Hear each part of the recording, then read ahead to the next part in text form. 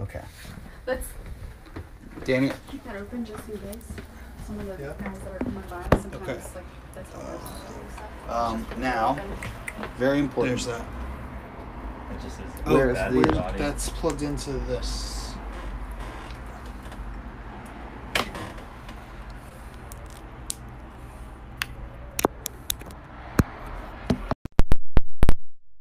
This has to be on the guitar, yeah. All the way up. Everything going? Yep. The ads, I've decided we'll do ads from now on like I did it. I'll just film at home and send them to you because we don't know what date will this one air. Is this my one? Well, it depends on what we do with the yes. That one. It depends on what we do with what. Oh. So if we don't do that one, it's the 13th. If we do, it's the 20th. Why does this sound so weird? Depends on what we do with Cola as well. It has something to do with the board. Play around a little. Yeah. There's like reverb or something that you're getting. Now you sound good. I'm okay. How's Brody? 2, check. 1, 2, 1, 2, check, check, 2. What kind of beard you get? Shock top. What is shock top? It's like a Oh, that's the one that T.J. Miller was the voice of. yes. He was? Yeah. Oh, yeah, yeah.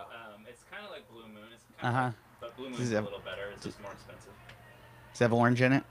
It has orange flavor, but it's better with an actual orange slice in it. I prefer pineapples in my beer. That's interesting. Have you ever had pineapple in beer? No. Yeah, me neither. I was just making that up. It's on your stomach, I've had on- like, Brody, liquid you don't drink ever though, do you? I don't think I've ever. Not a lot. I don't think I've ever seen you drink ever. I drink occasionally.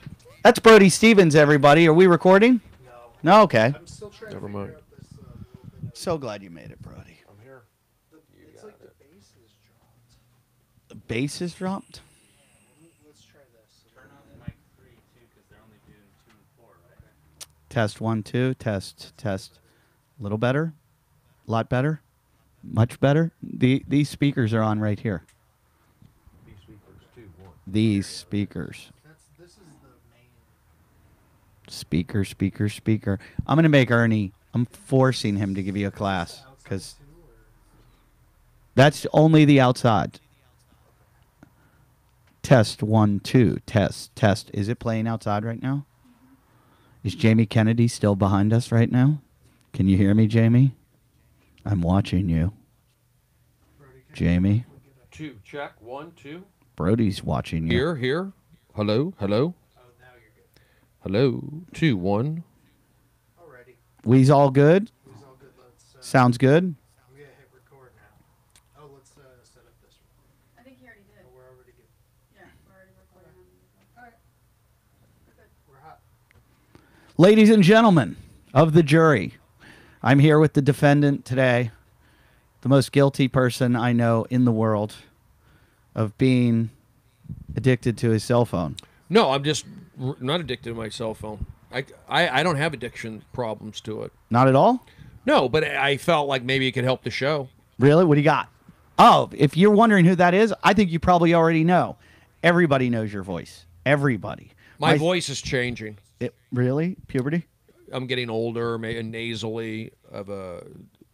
Like maybe I need a drainage. Oh. I don't know. Brody Stevens, everybody. Yes, you got it. Push. Very happy to have you here, Brody. Thanks for having me, So happy. Eddie. We're on the Bingle show. The Bingle show, that's right. I like it. How have you been? I've been good. I've been doing stand-up. I've been... Throwing baseballs? Not really.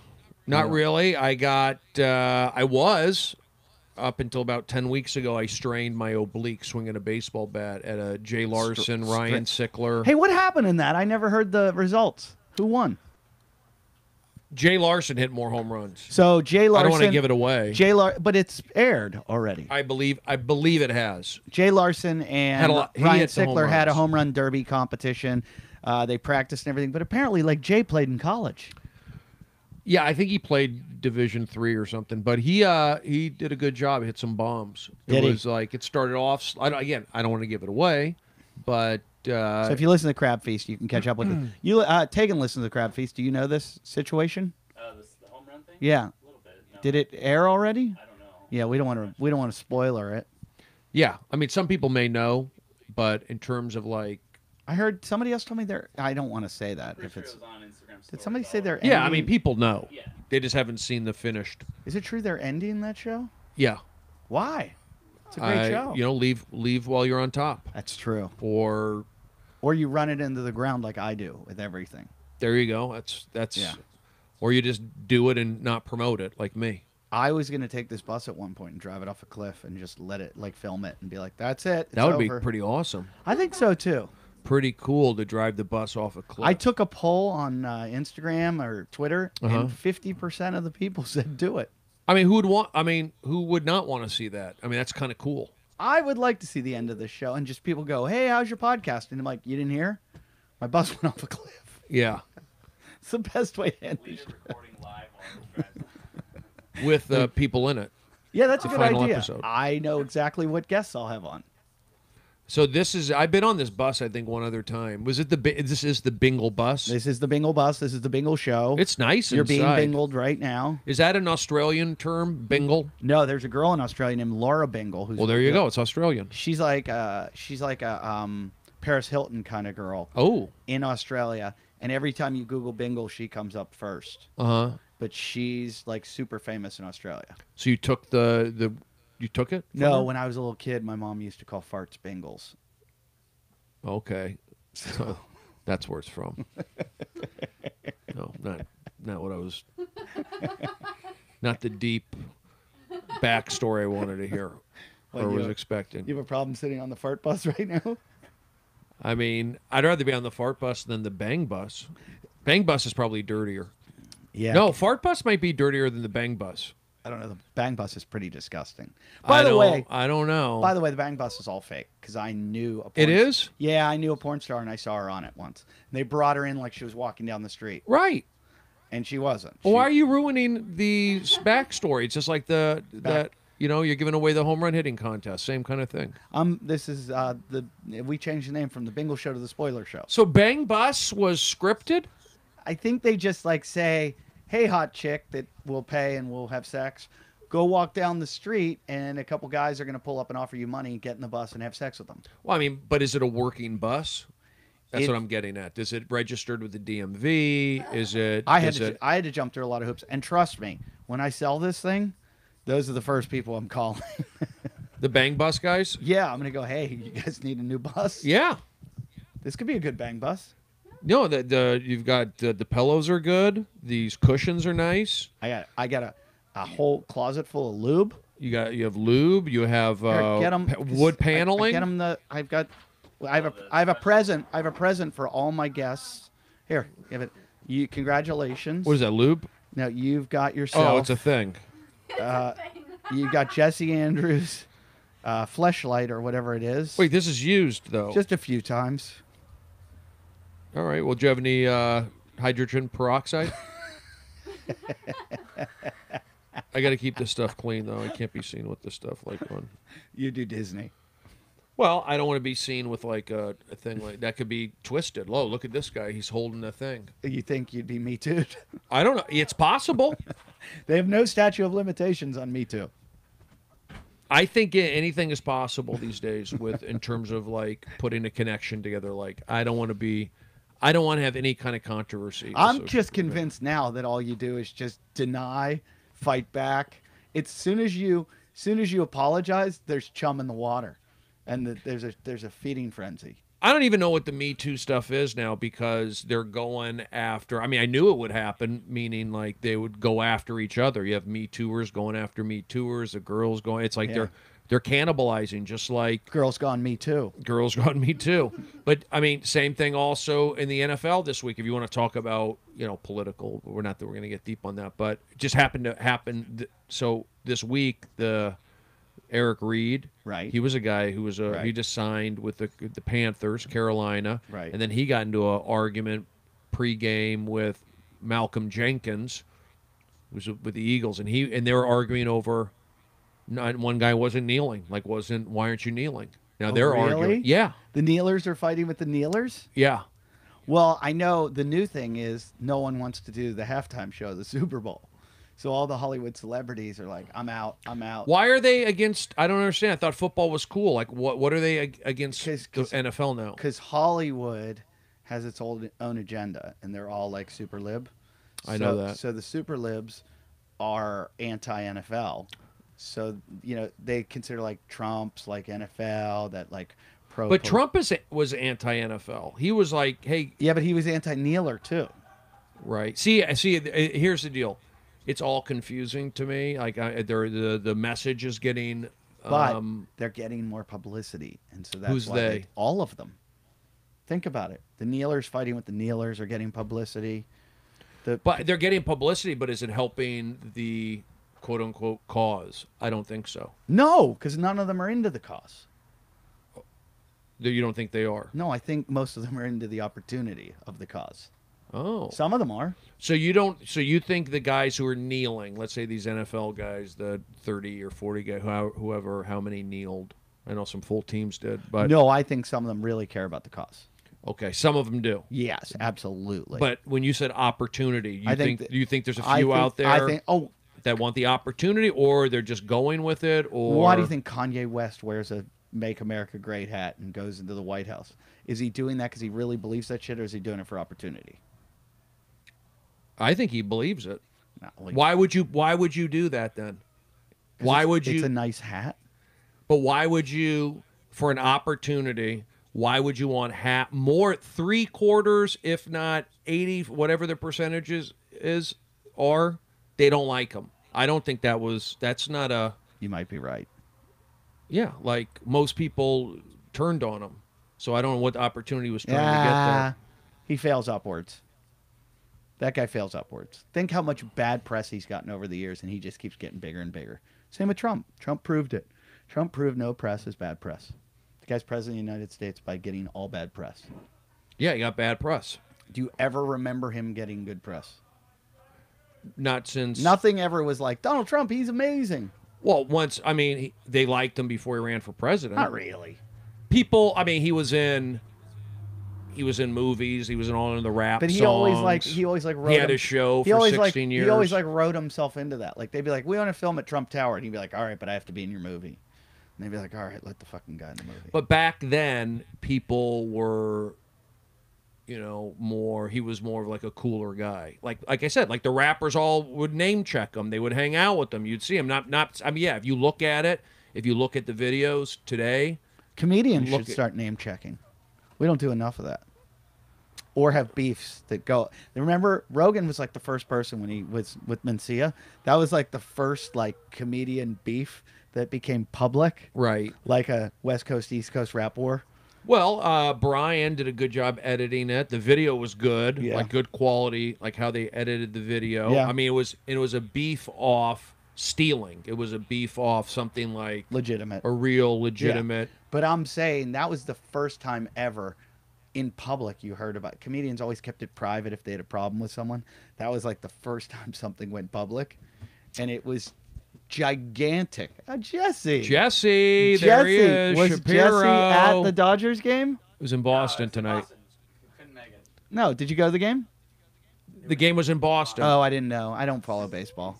Sorry. This is more than baseball. The Dodgers, Red Sox. This is like Are you? That'll be on the front page tomorrow. But you're not just the sports section. You're not a fan of either.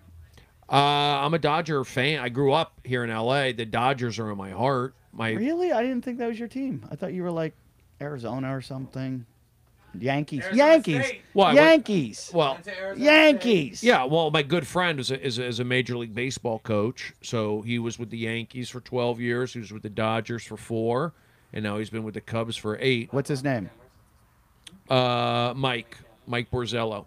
So he's been with the Cubs for the last 8 years. I need to know, how good of a baseball player were you? I was just... No, I want to know I wasn't how amazing. good exactly. I was good enough to be on the team at Arizona State. That's about That's it. That's pretty good. So they're Division I. Division I, pretty good. I wasn't a star. You pitched. I pitched, but I was like, not a bottom rung guy, but low end. He throws the heat. Have you seen the videos? I know. Yeah, I know he does. But I want to know, like, I did. I want to know, like, how good exactly. But I wasn't a stud. I wasn't like all state. I was barely all league. How often would you get called into a game? Were you in the rotation? Rotation. Did I add a T at the end? I mean, look, I had some opportunities. I knew going in, I achieved everything that I wanted to achieve at Arizona State. Like I knew. Were you on a full scholarship? No, but I earned one. They recruited me, and then I gained a. See, I mean, how good can you be if you're not on a full scholarship? So I wasn't that good. A lot of schools don't have a lot of money for those sports. But I was Arizona State. How many guys from your team went on to the play in the majors? Just a handful. Really? Paul LaDuca, Fernando Vina, Mike Kelly. My years were kind of like I didn't have a ton, but over time, like Arizona State's had, Barry Bonds, Reggie Jackson. Did you live with all the baseball players? I usually had baseball player roommates. Right. What was the fastest pitch? Wait, I don't think we should be using that mic, should we? I feel like it's playing out of these speakers. It was, but I don't mind it. Okay. I'm just curious, how fast could you throw? I only threw like upper 80s, low 90s, maybe. Oh, If you that's can so throw a slow. 90-mile-an-hour fastball, I'm sorry, like I'm forever in awe of you.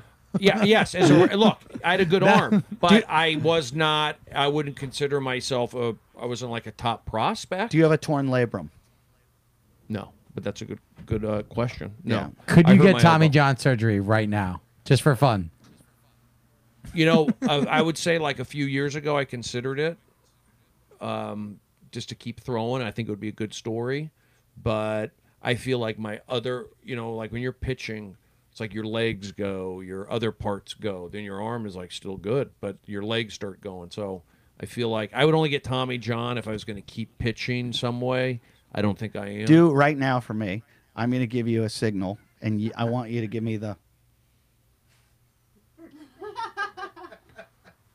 Okay. Okay. So as a catcher, and so why are you doing this? I'm the catcher. This is a podcast, but You're on film. okay. He's touching his dick. No. It's a pitch out. What's a pitch out? You don't even know baseball, really. No, I don't. So I'm not. Where are you going, Jesse? I'll be back. I'm gonna Jesse's get beers. coming back. It's like we've got okay. beers here. There's beers here. Give Jesse a beer. This is like battle of the warm-ups. Jesse did warm up. Does warm up. Does. I still do it. I have when can. filled in for Brody whenever Brody is not available. Those are some big shoes to fill. Look, man, Brody's the ultimate. I'm simply Well, here. thank I bow down to Brody at all times. No. Well, you know what? Warm up is. Wait. That's a curveball. Really? It's a number 2, of course. Wait, but don't you have just your own signals? Because can't like a pitcher in the somebody signal to the batter like he just gave him 2. That's why when you're on second base and they can do that, you have like different signs, like 3 different signs. So second baseman then tells the batter. The guy. Or I mean, if like you're on second base, like you've made it. Yeah, to so second. the signs they're not just like one fastball. They're like 1, 2, 3, 4, 2, 1, and to mix it up, so they can't steal the signs. And that's a big thing now, stealing signs. Yeah, stealing signs are like. So it's like all backwards. You don't even know how to interpret it anymore. I mean, Yeah, you have to regular have, like- people shouldn't. I mean, signs are hard for me to figure out, but they have indicators, they have this and touching and this, and it's I a just big want to deal. see your yes and no. Well, it's hard. This is too compact in here. When you I'm get, not thinking pitching. do you inside here. decide like when the catcher tells you what to throw and you're like, I don't want to throw that, Yeah. and then he's like, no, you're going to throw that, and you're like, no, I don't want. Depends on who the catcher is. Do you ever get in arguments with him? Like, I haven't played for a long time. but did that ever happen? Arguments? Like where he was like, throw the heat, and you're like, no, I'm not throwing the heat. And he's like, Yeah, you have moments like that where Pitchers always want to throw the heat. The catchers are always like, "Oh, throw the other shit," and they're like, "No, Right. let me throw the fucking oh heat." really? You dude. always want to throw let the me heat? throw the heat. Let me show him what I got. I mean, I wasn't a star. I have to let you guys know. I was a decent disagree with player. you. You were a fucking star, Brody. I wasn't. I was on the team. I had good games. What's your best pitch? Fastball. I had a good fastball. Good curveball. How do you hold your fingers on a curveball? Side? Like two This is a on the podcast. I can't. I mean, there's not a ball here. I'm not Mr. Baseball. I mean, people think, oh, I'm Mr. Baseball. I'm Of all not. of all the people I know, and I know a lot of people, right. you are probably maybe like 20th best baseball player. So I'm asking you questions because I know. Is this ESPN? What are we on? I'm doing the Bingle NES. Bus. I didn't tell you this is a baseball podcast. Oh, trying to get away from baseball. But it's all about baseball. You're on. I'm not the guy. Bingle. Here's what I'm impressed with, Brody. Every time I've seen a video. That's from 10 years Whatever ago. it might be. You've like when that fucking ball hits the catcher's mitt, it makes that snap sound where I'm just like, that hurt that dude's fucking glove. Like, and it didn't hurt because he's obviously catching it in the fucking right part of the glove because he's a professional catcher. But It's all about the pop. it makes that pop sound where I'm like, look, I tried to throw a ball as hard as I possibly could at the age of 16, and it maxed out at like 40. Look, 20, might have been 32. 27.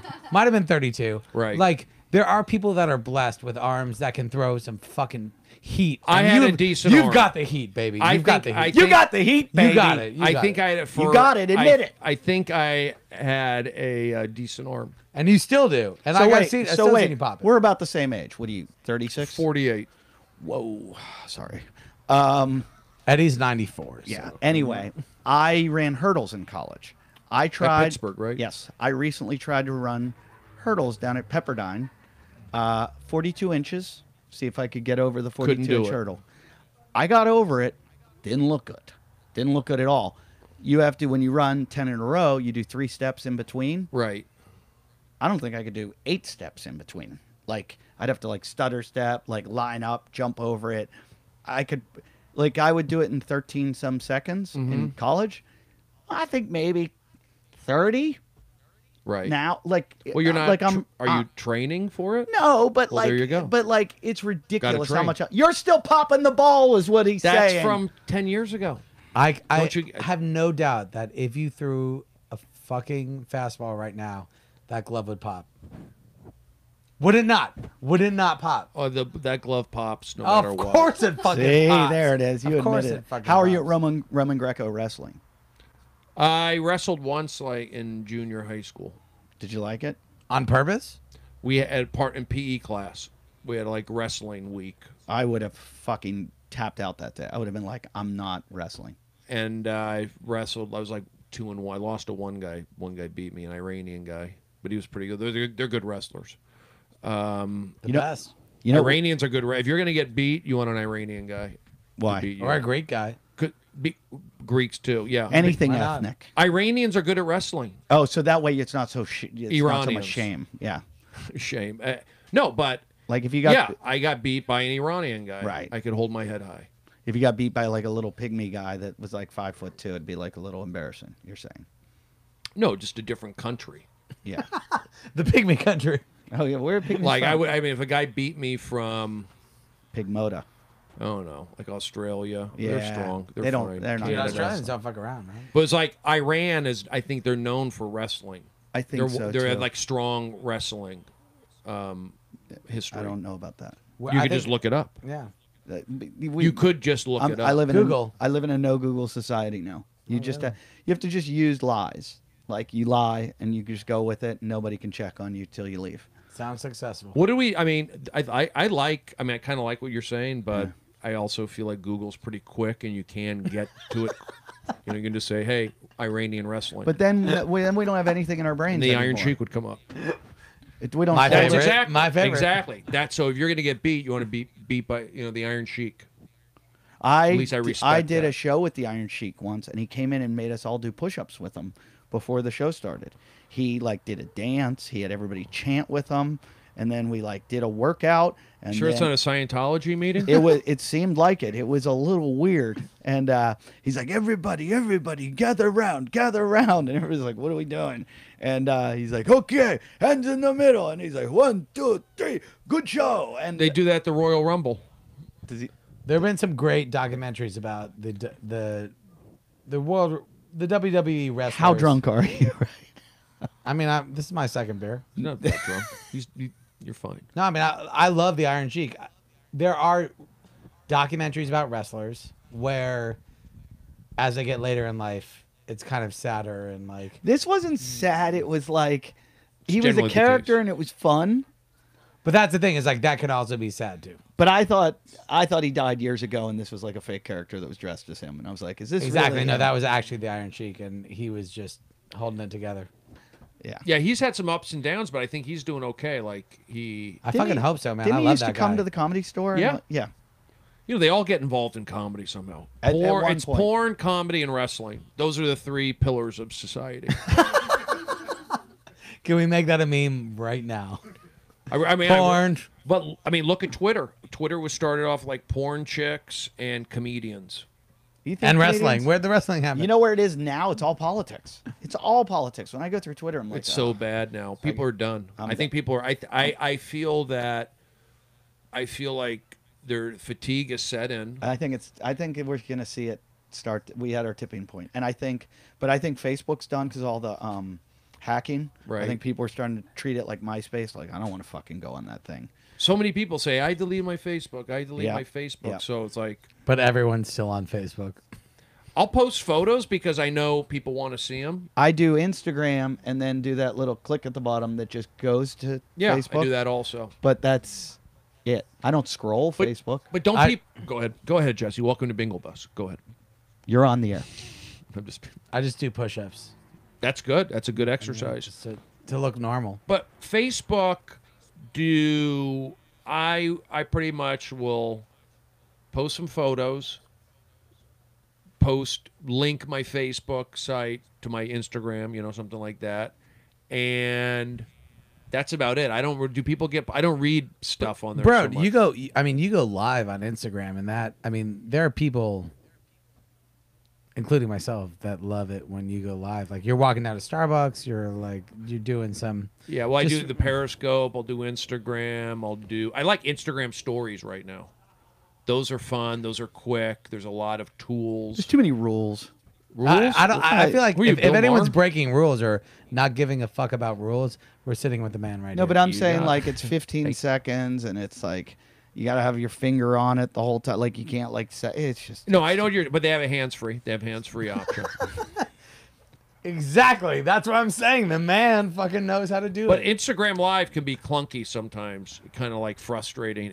You get frustrated. I get it. It's new Did you- technology. did you have- why? was Like, Bro- what do you expect? It That's to a good work attitude. perfectly? What- That's a good attitude. This you is like new this technology. like the first time you think television happened, it was like working perfectly and everything. was Brody up in Lake Chelan at all?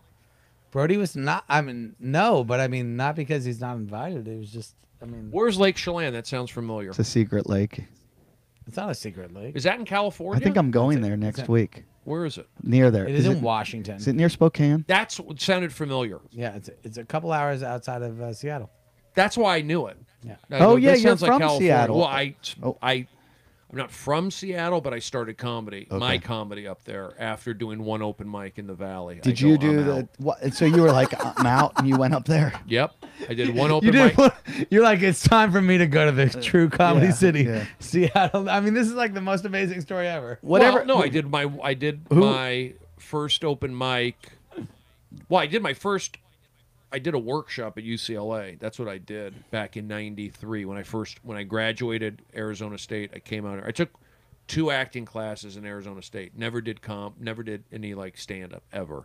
Just a couple acting classes my last semester or 2, which was kind of interesting, but because I wanted to be an actor, but then people just like start laughing at me, kind of. I was like, and then somebody said, you should do stand-up. I never knew what stand-up was, really. Andrew Dice Clay was just coming out, or Stephen But Wright. like, why I thought would it you was be like, intimidated by people laughing at you? Didn't you think, well, I should be a comedic actor and I'll fucking crush it? I just have, doing stand-up is a hard thing. I felt like, let me try and be an actor. I liked acting, or thinking that I was going to be an actor, but people would just laugh at me. So I said, then somebody said, why don't you do stand-up? And I go, oh, maybe. I never. Some people say, like, I thought about, oh, Brody, you always said you wanted to be an actor or a comedian, but I don't remember really saying that. But when I remember the guy telling me, he was a football player, Brody, you should do stand-up. So that's when I started putting in my head I should do stand-up. One of my last few months at Arizona State, that's when I started writing jokes. Then when I graduated, I lived out here. This is where I was from. And I worked on a student film. I worked on a couple films just to see if I would like it. Kathy Kittles. Kathy Kittles. But I worked on a student film, but then I did the workshop at UCLA. I needed a structure because I went to college and played baseball, and I did the UCLA Comedy Extension. But the graduating class was at the Comedy Store, so everything was based out of the Comedy Store, even though it was at UCLA. And I knew I'd get to perform at the Comedy Store. So, and then Pauly Shore's sister was the teacher. She just passed away. Sandy, Sandy Seashore. Sad. So yeah, and she was good with me. What was her middle name? Sandy Seashore. That's fucking amazing. I mean, I'm sure it's a stage name. Seashell at the seashore. But I would go every Tuesday or Wednesday to do my 2 or 3 minutes at UCLA. I was excited. I was living out in Tarzana, out in the valley, and I do the class. And I get laughs, they'd be laughing at me. My jokes weren't the greatest necessarily. And then I would drive by the Comedy Store, and I look at the Comedy Store, and I go, maybe one day I'll perform there. Which I was, because I was going to my graduating class, but I never went in there.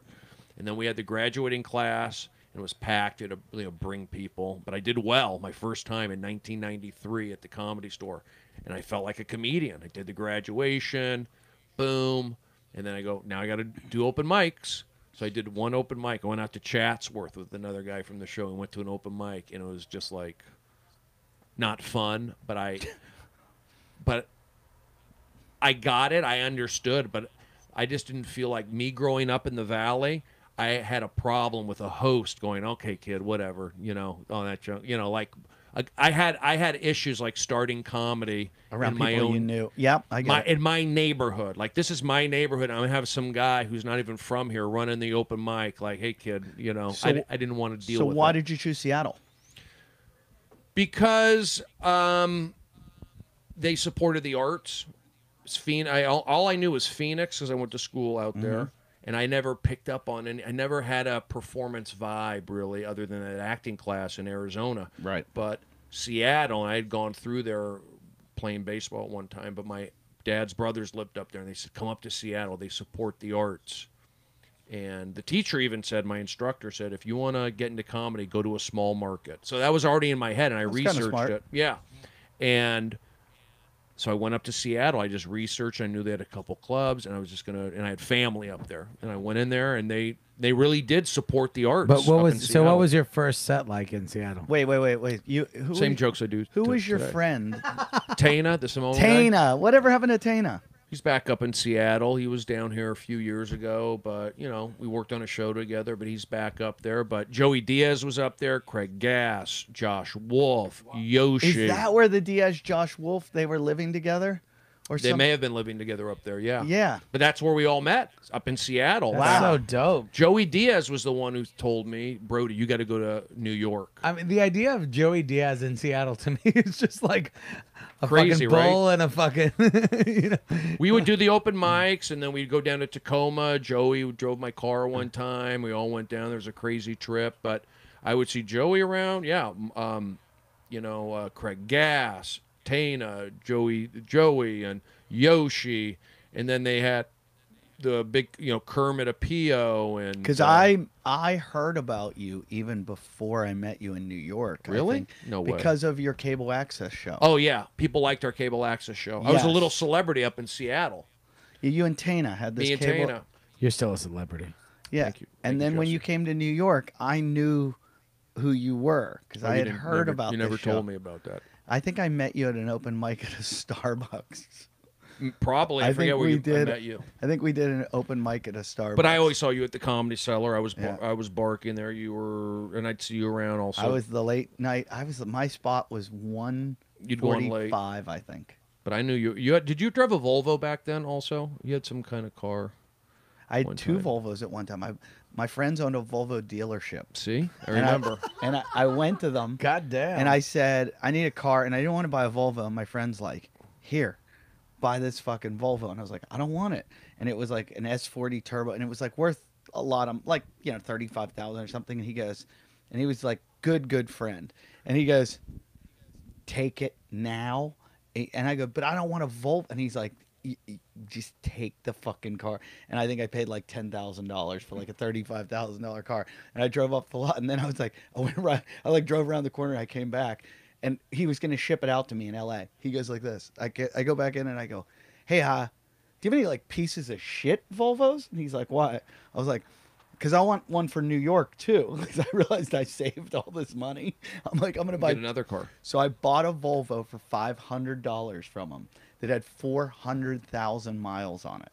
Oh wow. And it was a green Volvo station wagon. The seats were like rotted, like they looked like they had leprosy. Like the leather was just coming off them. And I bought it for $500 and I would keep it in his parking lot. So I would fly into Newark, like take a cab, pick it up, and then do all my gigs on the East Coast, drop it off, fly back to LA. So I was keeping 2 cars. One day he just calls me on the phone and he goes, "Your car?" And I go, "Yeah." He goes, "It's in my parking lot." I'm like, "Yeah, I know." He goes, "It's on fire." And I go, "What?" I go, "Somebody lighted it on fire." He goes, "No, your engine blew up or something." He goes, "It's on fire. They're putting it out right now." And I go, "Okay, cars don't just blow up." I go, "Someone drove it." And he goes, "Come get it." I'm like, "No, fuck you." And he goes, I go, "Sell it." He goes, "Nobody's going to buy a fucking on fire car."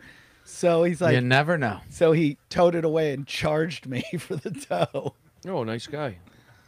But I Good. did meet, You still friends? Yeah, really good friends. I did meet Paul Newman through them because Paul Newman Volvo. owned they owned 4 dealerships and he owned one of them with them up in Are we talking about the famous actor Paul Newman, Yeah. or like some guy who I owns a dealership named Paul Newman? Paul Newman owned Bridgeport Volvo, and I would go up there. Like the Paul Newman. The Paul Newman. So the Long brothers that own this company, their dad owns it, and then each Long owns his own like branch. Howie Long, football guy. No. And they were partners with him, and he had one time I went up there and I see this car and I'm like, "What the fuck is that?" And it was this Volvo station wagon with low profile tires. And they showed me the engine. It had a Chevy Grand National. I think Chevy, or is it Chevy Grand National? Grand National? It's a Pontiac. Pontiac Grand National engine. And Sounds racist. and it had like this heavy Depends on the flag. suspension, tinted windows, and they're like, "This is Paul's car. This is what Paul drives around, a Volvo station wagon." And I was like, you're full of shit. He drives race cars. And they're like, "That's what he drives." And I go, "Why would he drive this?" And they go, "Think about it." They go, "You're driving around in a red Lamborghini. Cops are going to be all over you. You're driving around in a soccer mom Volvo. Cops are going to be like, 'Nah, she must be, taking her kid to the hospital or something, or late to school.' They let you go." But he built the exact same car for Letterman. So Letterman drove the exact same car. So I saw his car come through there too. And Paul built it for him. But they were like, I had a Volvo station wagon "Did you really?" What year, Brody?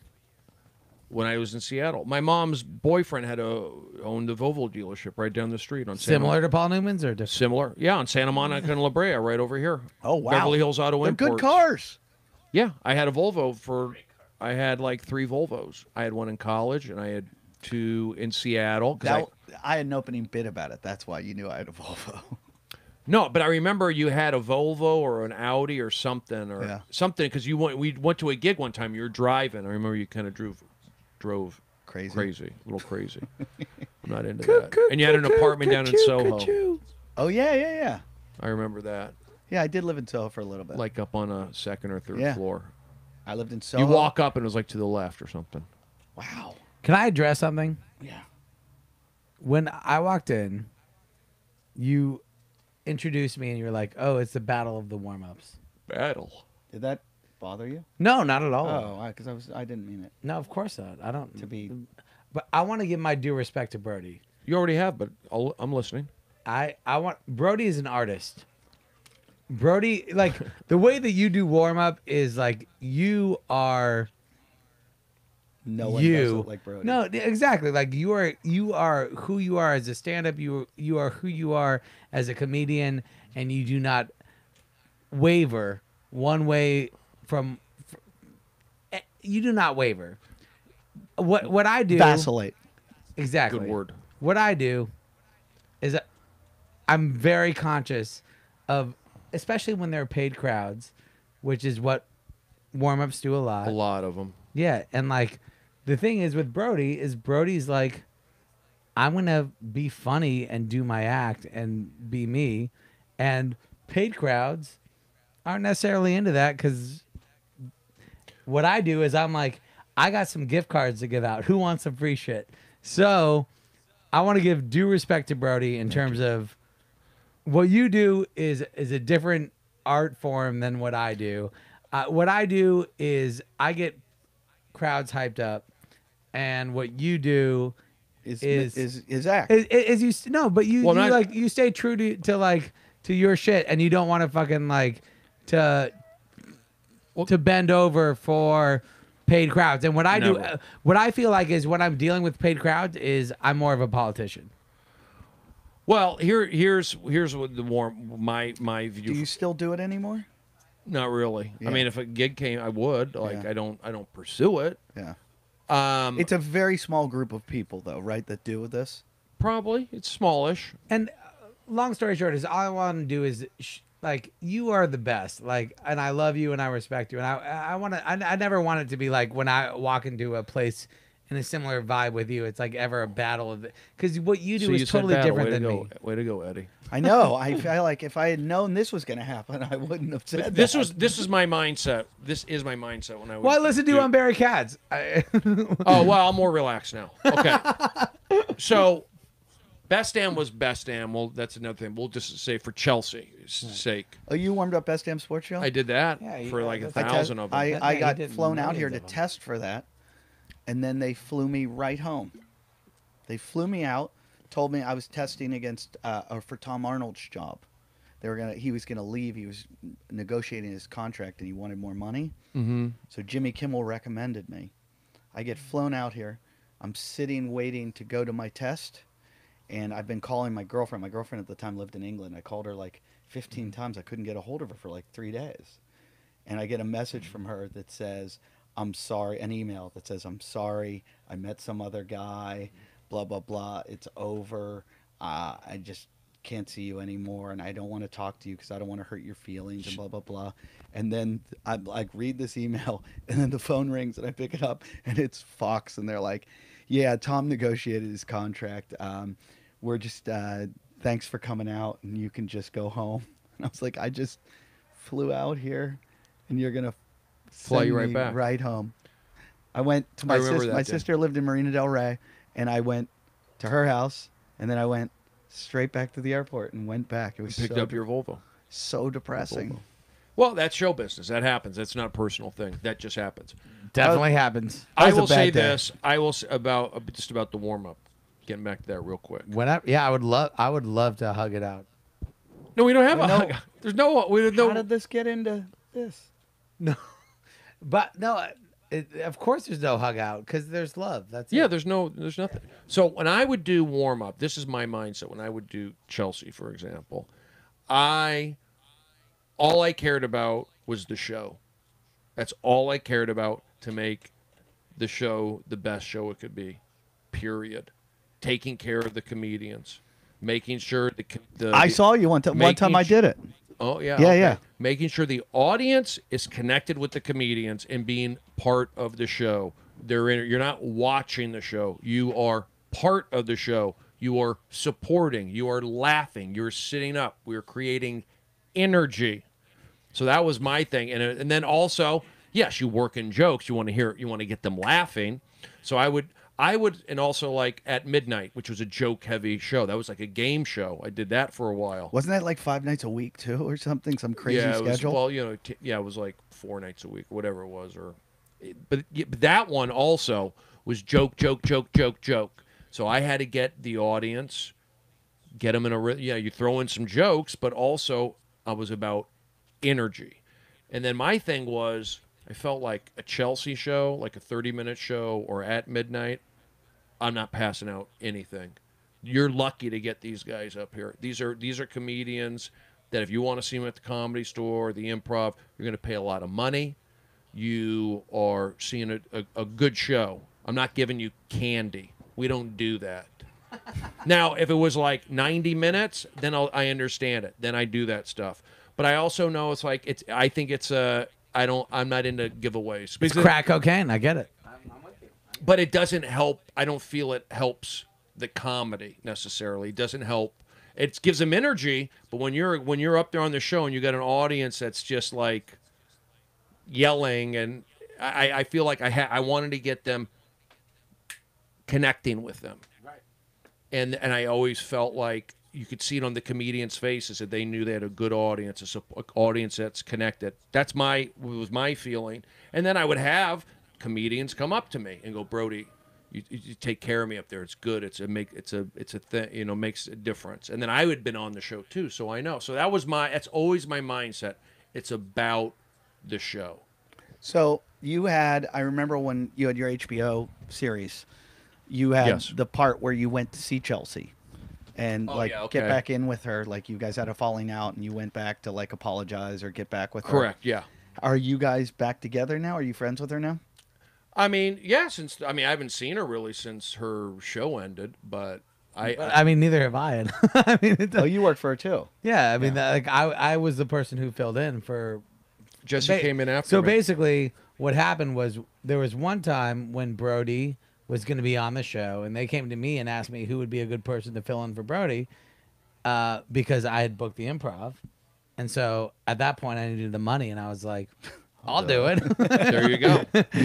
And so then Brody had like the thing that was very well documented on the HBO show and everything like that, where like had a good time with it. Show. And so I was the person that filled in for Brody afterwards. And so, I mean, long story short is all I wanted to say was all due respect to Brody. This is the man. Like, and the only reason why I have any semblance of a warm-up of career is because Brody basically was like, fuck you, you're cool, fuck you, I'm out to Chelsea lately. I mean, like that was pretty much kind of what happened. Did you a little bit. Did you do it? That was 100% what was it. They called me afterwards and was like, yo, Brody's peaced out. Do you want to give it a shot for a week? And I was like, yeah, I still need the money. I'm down. Did you pull a JetBlue flight attendant? Oh, that's funny. I mean, essentially. But that was just, it was. I mean, that particular. I've told this story before. Yeah, and I don't mean to bring that up. Like, no, I don't like mind. I mean, like, yeah. I love talking about it. I get better each time I speak on it. No, that was just again, warm-up's a tough gig, right? And it was. I never. At Chelsea, I had it good. I never had any problems really with anything there. Sometimes I had, like I remember one time a light was buzzing. A little thing like that throws it off.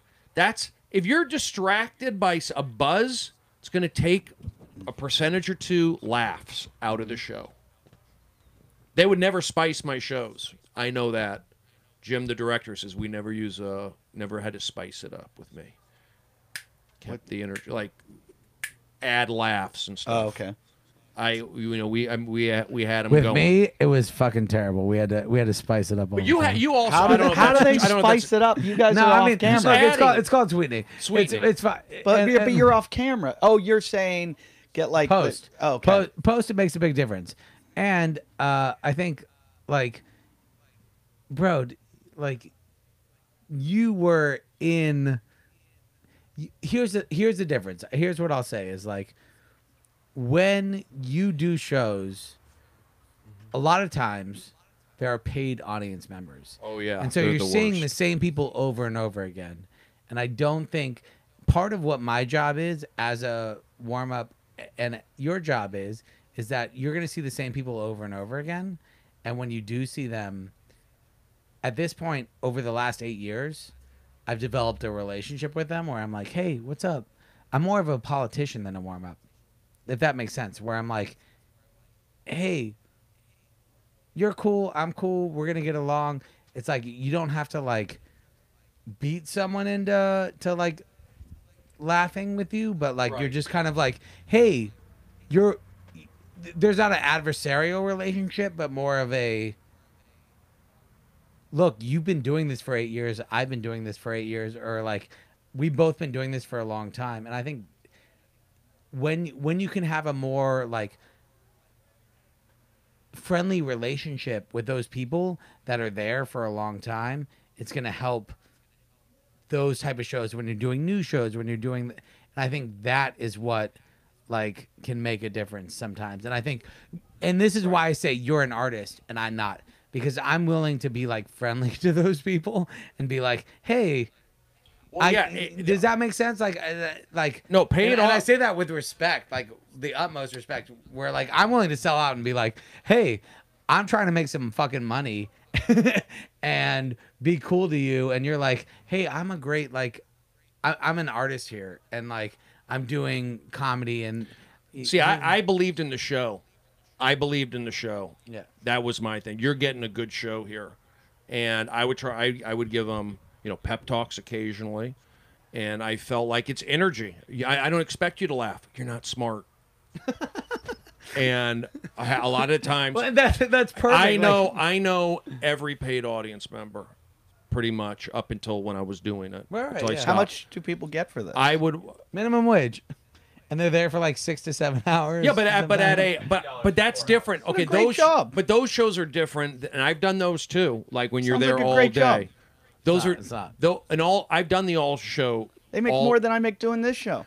I've done. Can I get this out, Eddie? I've done the.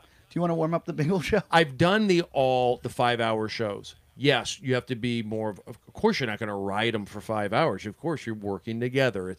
Then you let your guard down more. You're talking. There's breaks. That's. When I'm doing Chelsea, we had some paid audience. They were wasn't a usually lot, yeah. they were usually fans. All right, enough with the shop talk. Sorry, But people want to hear this. No, Jesse but- hijacked it. I'm sorry. I apologize for hijacking it. All I wanted to do in the long run was just be like, bow down to Brody. I love you. Why I bow respect down to you. others? I mean, Don Barris is What great about with Jimmy John Kimmel. Viner? How good was he? Didn't he get fired the first week? Do you know that Well, he story did when he was it. at Craig Kilborn? It was Well, at I think people Kilborn, make mistakes. Comics, stand-ups make mistakes in terms of like. He did a 9/11 joke Oh, he did. on 9/11. But what year? Oh, really? Yeah. What year? It wasn't 9/11. I think it was 9/11. 2002. Oh, Well, I'm joking. It was. that was 2002. Late. Late. Oh. Too early. Too early. Too late. I forget, but he did. He did get fired, but But then he's he not a ended up. warm-up guy. He ended up getting Family Guy from it, because Alex Sulkin was a writer Yeah, Sulkin's on Family Guy. on Kilborn. then, and took him over to Family Guy. And I So- did Kilborn 3 times. That's where I made my late night stand-up Did you? Oh, you did the show. premiere. Yeah. That's I what- didn't do warm-up at Kimmel or Kilborn. I always did. No, it's okay. No, I just at a certain point, I'm like, all right, I get it. Well, I wanted to keep talking. All right, we'll keep talking. No, but go ahead. We're back to something else now. I love you, Brody. That's it. You got it, Jesse Wait, do you know Shapiro. Yes. Well, Did 'cause you I didn't just say force that out of him? I did. I don't know. We what say. we go back. I mean, like we. I've do- known Jesse a long time. Yeah, I mean, like before warm up, it was like All You knew Stars. everybody. All Stars. Yeah, that was like What was All fucking- Stars? And then here, I knew Jesse from here. What's All And then you're Stars? from the Valley. Wait, Yeah, let's get to exactly. All Stars. Did you go to Cleveland or Taft? Cleveland. See, I remember. But I thought you were from out near Pasadena. That's where my parents live now. Oh, I but grew you- up in the Valley. Oh the wow. Valley 818 till Near we him? I went to die.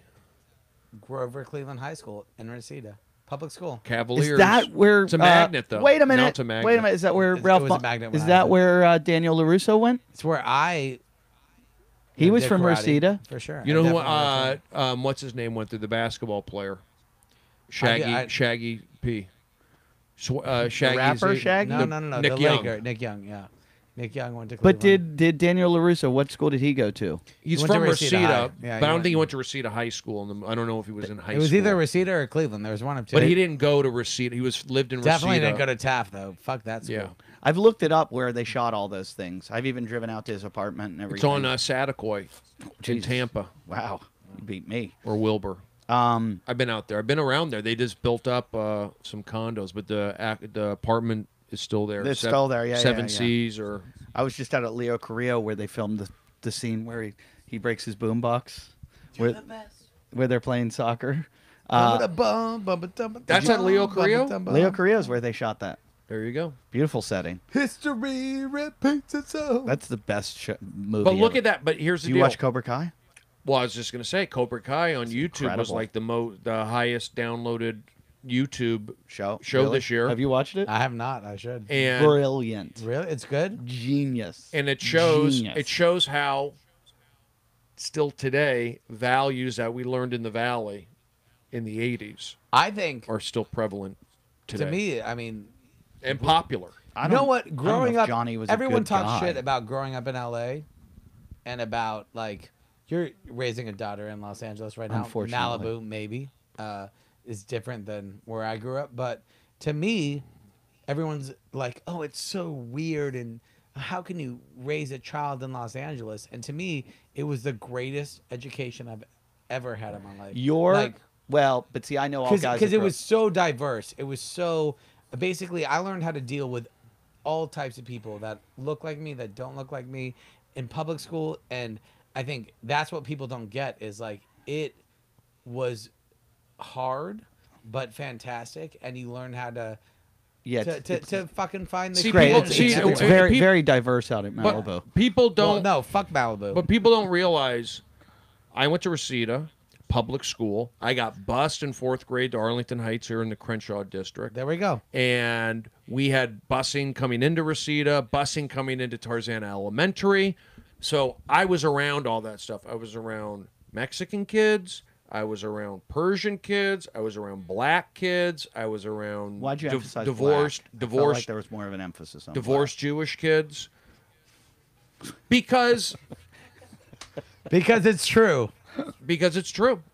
And I played sports, and we weren't at a private school. I wasn't at Hebrew private school. Who was your favorite of all those ethnicities? Favorite? Yeah. White. Did I mention that? Wow, No, that was so different than what I was gonna say. No, I'm kidding. Wait. I want to know this. I didn't even mention I know it. about people getting bussed in, but why were you getting bussed out? That's what they do. In 4th, I went don't to get it. That was I went before to Arlington Heights. that was before my time. But I mean, in the Crenshaw district. But I don't 4th and understand 5th grade. that means Kasabian, he had a mom Antoine, who your mom Jerome. wasn't on top of this shit. I mean, like basically, if you at that point, that was like some random shit. Like your mom could have like gone and thrown a fucking fit. Yeah. Or I could have gone to moved to another district, but my dad didn't want me to get bussed, but my mom said you're going to get bussed, and I got bussed, and it was only literally like less than 10 white kids at that school. And that's fucking weird as fuck. I mean, I think it was a very interesting, weird time. Hear that, people outside that are listening? I mean, I could show you photos, but what I'm saying is, here's Are there the deal. people outside that can see us? Yeah. But here, Oh, There's hey, a what's TV up? outside. so How you doing? that's when I started That getting camera. a little irritated, like a couple years ago with this election stuff. It's like they're saying stuff, and it's like that's not the way I was brought up. And I went to school with all in Reseda. I mean, I'm not. I didn't go to school in, these rich areas. I went to school like where everyone, like people ripped. All black said this, Latino said this. I played baseball. I heard Holocaust jokes from all over. So people made it like only. But white wait, you're guys. saying Holocaust jokes aren't funny? No, I'm just saying I got it from all Sorry, I'm walks. Jewish. The I'm black kids did them, the Latino kids, the Persian kids, the white kids, even the Jewish But that's kids. a beautiful thing about fucking growing up in an area like that, where it's like everyone's ripping on everyone all the fucking time. Not anymore. No, I still think that happens. I mean, like Maybe in the city schools, but the schools like my daughter goes to, they're like, okay, you're gonna say calm. well, your and I body think that's kind of down. the sad part of it it's is like terrible. the beauty of growing up in LAUSD Is when I was beating your going there. kids. Beating your No, kids. it's not beating your kids. but beating it's- your kids. All right, well, It taught you, but you know what? But it taught me how Honesty. to deal and be cool and be like understand like, hey, this isn't like I'm not the only human being that is living in this fucking vicinity, and that I learned how to fucking be cool with other people very quickly, or else if I wasn't cool, I would get my ass kicked very quickly. I went And to that was I it. went And that was I like went the to best the fucking I went to a school where there was one black kid in my whole high school. I don't think I ever met a black person until I went to college, and then when I went to college, I was on the track team. I was the only white kid on the team. Right. I didn't need to learn to be cool to them. Like I everything was fine. They were my friends. As soon But as, Allegedly. high school's different from college. But you were High saying school, some weird shit to them that they were like, oh, fucking. I didn't know how to like. No, it was right away. I remember like the first day, just that the other freshmen on the track team with me, we were like, I guess we're gonna be like friends forever, and we're in this together. And they were my buddies. I agree with it. I just feel like high school, the relationships are a little. I'm just stronger. giving an argument of why my daughter needs to go to Malibu High. No, I think people need to go to public school. I think people need to learn how she's to going deal public, yeah. with people that Malibu. aren't the same, that don't look like them, that don't, and that to me is the most important thing, is going to public high school and public junior high made me understand that, like, hey, shit isn't. We want to. We want I We want to move to Bali and send my daughter to school in Bali. Well, look, let's all go to Bali. But I went to No, I'm serious. Reseda, and our dean, he did a good job of keeping like any kind of race issues to a minimum. We didn't have gangs at Reseda. Like they did a good job like weeding out. You know, gang kids didn't want to go to school, but we had. The races got along at our school. If you look at our football team, and was so very. did at my school. I think I think that's part of it. But at the same time, there are going to be those things that erupt. But I think what is important is that you are dealing with uncomfortable situations where you're talking to people that are different than you. Now they don't and want that you to. That Now they don't make agree the with decision you. for you. Exactly, where it's like, and I think that was what was cool, was like, hey, I come from a different background from you. I have no idea what your frame of reference is or where you're coming from. And guess what? I'm forced to fucking have a conversation with you, and that's going to make me a smarter human being overall in the next few days, like, and having to listen to not having in terms of some type of fucking priority, but like listening to you and being like, oh shit, I had no idea that is like the shit that was going on. But these values,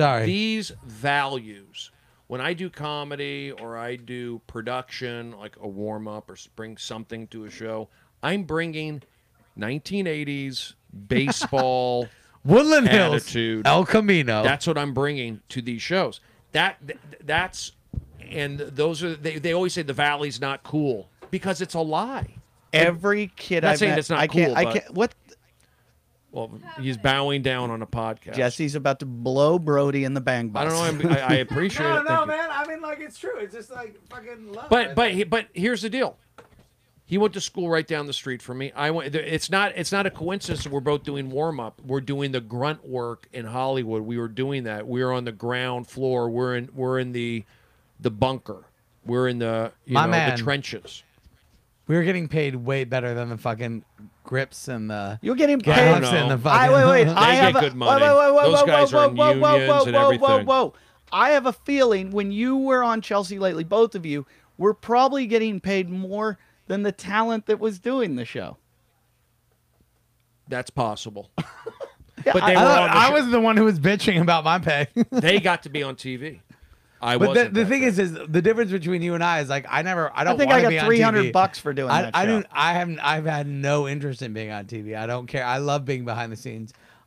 That's it. I like it too. I mean, it was fun to be on. It was a good experience. Would there. you take more money behind the camera or less money in front of the camera? I think me being on camera is good. Is probably better for society. I would pay more money. I would take a 10% cut out of my paycheck to get Brody on more shit. Thank I you. would love to be behind the camera and not in front of it. I'd take.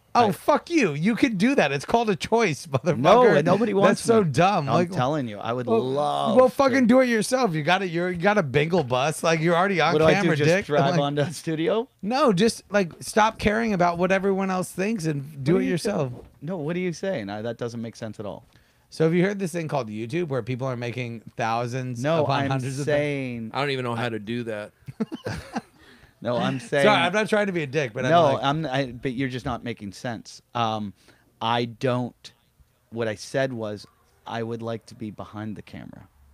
I don't want to be in front of the camera. and I'm saying But I get offers to be in front of the camera all the time. So All the time, great. not all the time, but I mean, like, this is what I do. I would rather at this stage of my life. I like that. have you when I ever was heard of young. like Paul Provenza or people who have like been in front and then decided to like, hey, I'm going to produce shows. I'm going to do other shit Yeah, like that. and I've done a couple of things where I've written. Right. So but what I'm saying is like that's in your fucking wheelhouse. I've gotten to this point in my career where I'm making enough money. I've got a lifestyle that I have to fulfill, and I have a child, I have a wife, I have a mortgage, I think you would do a better make a job of living. making money behind the camera than in front of the camera. Yeah, it's too hard to start over. It's starting. It's a over. lateral move. Have you, No. Paul Feig, have you heard of that guy before? He didn't. What stepped over from stand up? So many guys are like not failed stand-ups, but they did stand-up in the past, and then And then fucking made a shit ton of money doing behind the scenes shit. No, I'm just. I think you. I'm making a fortune. I'm not trying to bust your balls, but I'm sorry, but I think like that's a very real. Like I'm just trying to tell you as a You friend. know what? And I say that too. And I've talked to all my friends that are writers. I always go, "Oh, I'd kill to have your job." Blah blah blah. Go to the same place, come home, see my wife and kid. And then I've had a couple little writing jobs, and when I get there, and like 2 hours into the day, I'm like, I gotta get the fuck out of here. Not the problem, but like you're a control freak. Like you need to be executive producer, and like you. That ain't happening. No, this is your fucking like Yeah. this is your dojo. Yeah. Like, and I think this is great. I think this is exactly what you need to be doing because you need to be like you have a vision and you want to see it completed. And I think that I just got like, into. and I just got in too deep in this thing. Oh, my bad. Well, I mean, like, but that's the same way I feel about it. It's like the same way the reason I make a movie or like the reason I'm doing a podcast now is because like I'm like, oh, I have a vision and this is what I want it to be, and I want it to be exactly how I want to see it.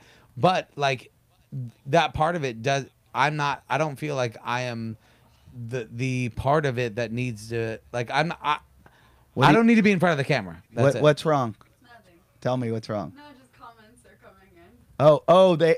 Do they hate me or do they hate Eddie or Brody? Depressing. Oh, fuck. Let's start reading some comments. So I know. I wanted to keep it lighthearted and funny. We're the 90-year-old. Yeah. We got.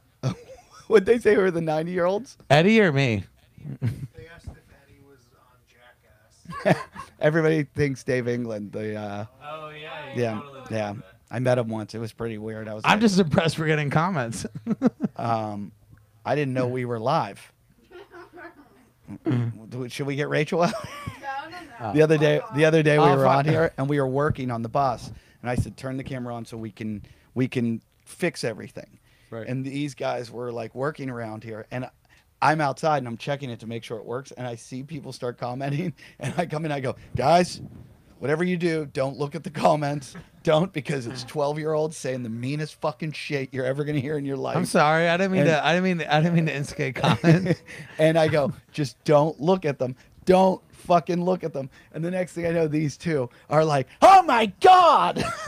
Have you ever Look what they're saying now. My favorite thing is to just agree with every single comment that comes in and just be like, yes, That's what I do with I am an asshole. That's You're what I do- right. that's what I do All with I do people. is suck cocks nonstop. Show tits, You're right. Rachel. Is that what they Yes. said? Yeah, it's 12-year-olds. That's what I do in Portland. When people try to argue, I just go, yes, yes, yes. Where are you going now? I really have to go pee unless there's like a There's a bathroom in here. It's under that little. right here. What's happening? Oh my God. Bang, bros. Bang bus, bang bus. Bang bus, exactly what that was happening. Fucking, I'm impressed with these comments. I'll be back. Are they If commenting? you want me back, I'll be back. Jesse, Jesse, your family. Oh, I love you. Brody. Yeah, I'm here. Fuck Reseda. Hey, fuck you. I'm back. Fuck it. I'm just kidding. It's like the one place I've always known in the valley from the Karate Kid. Brody, Right. For some reason, I don't see you. I fucking love you. There he is, Jesse Shapiro. Jesse the body. Just push. Oh my. There's no way he just had 2 beers. He just fell off the bus. He fell. Did he fall? Oh. Did he fall? There's no way he just had 2 beers. He's like, I only had 2 beers. I had a good time with Jesse this summer. I did a gig with him up in Chelan, and it was really fun. He's like the mayor of this little town. Up in Washington. Yeah, yeah. So wait, I had 1,000 questions for you, and then we got into warm up. Well, Jesse was maybe he hijacked it. I don't He know. did hijack. Let's be honest. Okay. I'm not gonna be friends with him anymore. He can hear this. Oh, okay. You thought I was talking shit on him? No, you're a nice guy. Am I? As far as I know. I've never crossed. Have we ever? Have you ever had a beef? I try not to have beef with anybody. I'm positive. You are. But what does that get you? A negative, I can't say that word. I'm better when I'm positive. I have more fun. I do more drumming. I do more... Who's a better drummer, you or Bill Burr? Bill Burr. Really? Yeah. Is he good? Yeah, I'm not even on a kit. I just have rhythm. I'm a percussionist. So, like, you can play one drum. I can play, like... like, if a band said jump in, you'd be like, I can't. I'm good on, like, stools, chairs, tables. So you're, like, bringing the funk, bringing the noise. Yeah, I'm very... Stomp. I'm like Stomp, exactly. You could get a job on Stomp. I probably could. Or Please, Blue Man Group. Please pursue that. Yeah, I like drumming. It's fun. How fun would that be to just take a little hiatus, like 6 weeks where you're on Stomp, or Blue Man where you're painted blue and you're just blah, blah, blah, blah, blah. It's great exercise. Would you do it? Yeah, I mean, want to still hear like doing these comments. I still like stand-up. Why are you guys whispering? What are the comments? No, I have just ideas. Okay. Well, then tell them to us. No. We're trying to get Brody into Blue Man Group. They said, tell us what it's like transitioning from the Bronze Age to the Stone Age. Oh, my God.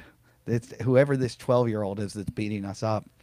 I used to get mad at these people, and then I found out who they were. Where are they from? Is this on YouTube? I think so. So you get more random people. Hot. Yeah. You get more. You weren't even in front of the camera. How do they know? So you get more random comments on YouTube as opposed to like Periscope. Brody, no one's on Periscope except for you. Joey Diaz does Periscope. You're the last one. I get decent. I still get kind of my numbers on Periscope they've gone down definitely, but they've not gone. That's like Twitter. So they have to have Twitter. They see you on Periscope. They go into it. They can just have Periscope, I think. But mostly it's people see it because I've watched you and I see you on Twitter and then I go into it. But I don't always post it on Twitter. I just do it straight on Periscope. Oh, really? Yeah. So they get an alert where, on an app or something? Yeah, if they follow me, they get an alert. I'm on Nextdoor. You on Nextdoor? That's the neighborhood thing, right? Yeah. They don't have a streaming though, do they? No, but I'm fighting with all my neighbors on Nextdoor. Oh, you are? Yeah, I like to. Over what? Everything. I put my garbage bins out on the wrong day. And they get upset about they get that? upset over everything. They get upset because I talked about it on stage. And somebody found out that I was telling a joke about one of the posts. Oh, really? Yeah, well, you can. That's freedom of speech. I think it's like private, though, in your neighborhood, and you're not supposed to. Oh, really? Yeah, but I love. No. Yeah. You love what? Fucking with my neighbors. Is that good? No, it's not good. Well, but there's some that need it. Yeah, I'm not in. I'm just not. I've never been to like messing with people. It's just not my thing. Never a practical joke? Not really. I love practical jokes. This show is a practical joke. Oh, we're faking it because I'm sensitive. I am too, but I don't like the way it feels. I love when someone gets me good. Oh, really? Well, I mean, it I'm depends so on sensitive. how elaborate. Like, I'm gonna go read these YouTube comments and probably cry myself to sleep tonight. But I would love it if you played like a horrible practical joke on me. I just was never into that stuff. Like on the baseball team, I was never like a practical Hazer. joke guy. You didn't do any hazing? No. Did you get hazed? Maybe a little bit in college. What's the worst thing they did to you? You know, just punching, that kind of stuff. Jesus. I meant hazing. I wasn't talking about physical abuse. I mean, Sounds like you need to Me Too these guys.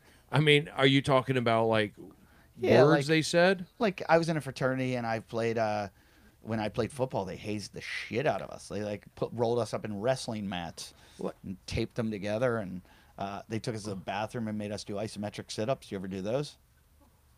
I know what isometrics are. Where you do the sit-up and the fat guy stands over you, and they put a towel over your eyes, and they tell you to push against the towels, push against the towel, push against the towel, and then they go, now we're going to take the towel away, and you're going to try to push. And they go, keep your eyes shut. They go, you won't be able to do a push or do a sit-up though. And so you're pushing against the towel. They take the towel away, and they're like, now try. And you just go boom, and there's a naked dude standing over you, and you just stick your nose right up his ass. Did I mention this was? It wasn't football players. It was Catholic priests. Okay. I mean, you're in Pennsylvania. That's that's where it happened. There's a lot of it. I ran from one priest and I got the tour of the rectory by they should call it the E-rectory. I got the tour of the E-rectory by the other priest. Like he gave, like I remember in my fraternity, like that's how you like got a girl back to your room. Yeah, you want to tour the house? Ends with the bedroom. I had a priest do that to me. He was like, "Hey, let me show you where we live," and I remember it like ending in the bedroom, and I was like, "Hey, dude, I gotta go. This is fucking weird, weird as shit that you sleep in the twin bed and you're in your fucking 40s." And Sounds like a good gig. Yeah, These days, shelter, free shit. Yeah, Not allowed to fuck ever, but they do. And then I could shut it down. I don't, Monsignor Krause chased us around and would put us in headlocks. I probably shouldn't say that name. So Monsignor Krause would chase us around, put us in headlocks, and he took one kid, Brian Demi, I think was his name. And there's a safe back in the.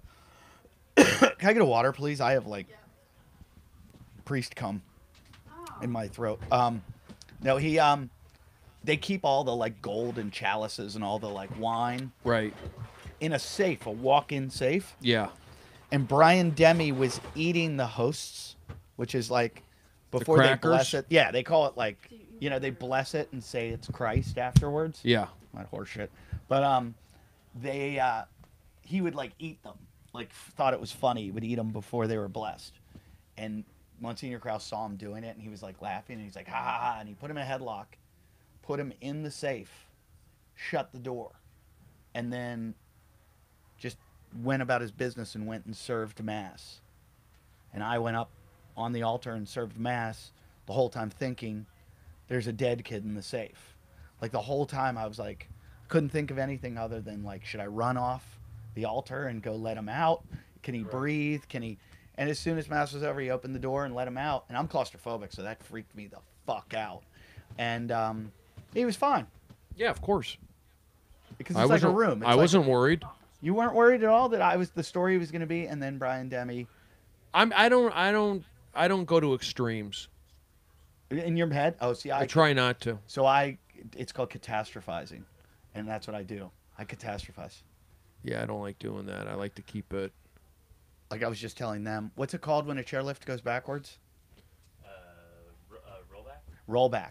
That's what they do at Walmart. Rollbacks. I watched a rollback on a chairlift, and then I like learned about it. Now I'm like afraid to go skiing. Well, they had one like in Russia 6 months ago. Yeah. Crazy. Yeah. Flying around. But then I saw one where they practiced it to see like how they'd stop it. Okay. And the fucking ski patrol and engineers just run for their lives because these things are flying off. It's crazy. Flying. Imagine a metal steel chairlift just getting like full speed whipped and that would kill you if it hit you. So they were like, okay, let's see what happens. And they start flying off and they all ran for their lives. The whole thing's just going boom, boom. Fight or flight. You can Google it. I wish we had Google. I'd put it right here. They took off. Yeah, it's pretty amazing. But I'm glad that you don't catastrophize, because I do. I try not to. I just don't think those kind of like... It's not healthy. Words or thoughts... Are positive. No, just from playing baseball. I learned at Arizona State, I learned about being a good teammate. I learned about visualization. I learned about affirmations. And they probably teach that at a lot of schools. Did they do that with you? Like we had a guy come by and teach us. Sports psychologist. Yeah, we had a sports psychologist. Yeah. The same guys. Makes a huge difference. Yeah, the same guys who taught us they have gone on to teach the major leaguers, and they're still doing it today. Did they teach you breathing techniques? Because I've heard. Yeah, breathing's a big thing. I know a lot of guys that are big into breathing techniques. That with pitchers, it's very good about lowering your heart rate, so that when you pitch in a big important situation, you're in that normal. And I use it in stand-up. Breathing is a big thing. When I go to a show and people are like, oh, so-and-so's here to say this very important show, and all of a sudden I start to feel like off. I just do my breathing and I'm like, all right, I'm ready to go bomb. I never feel nervous if they say, so-and-so's here to see you perform. I feel more nervous around just people, like a crowd of, like the audience, not if somebody like is in the back, like just... from performing at the Comedy Store. I like it. Are you more nervous with a little bit of people than you are with a giant crowd? Giant crowd would make Really? me more nervous. I'm the opposite. Giant crowd makes me feel comfortable. Small crowd makes me nervous. I just feel I have a giant crowd. That's more people out there who aren't going to get me.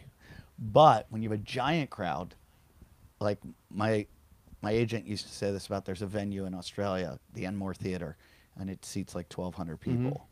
And the downstairs is like 800, and the upstairs is like 400. And he goes, even if you've got like just like half the room laughing at you, there's 600 people laughing. So they're going to overpower the 600 that aren't.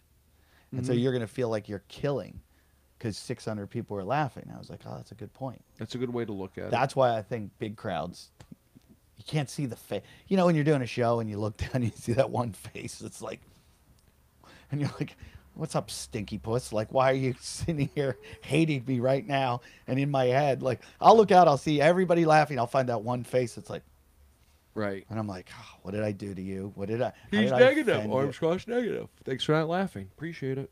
I mean, that's what I do. I keep it going. But I've been doing, bigger shows. I've been going on the road with David Spade. We've just been doing some we big talked shows. about that. So that is. That's got to be fun. They're fun, and those they are bigger crowds. They're not small crowds. So I am like forced out there to go and do my stuff. And David draws very beautiful women to his shows too.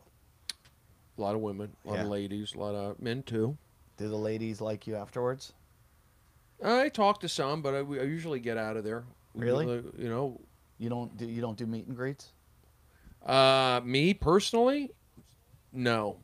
David has them like maybe like once. I've seen him. A lot of times he'll do the show and we just go Back door out. Yeah. Later. That's how I'd like to do it. I mean, I probably would linger around a little bit, but I go with David. So it's his. You know, if he goes, I go. I say that, and I don't want to sound like a dick, but I probably, because I've, the status that I am, I have to do the meet and greets. Like, I can't be like David Spade and go out the back door. Right.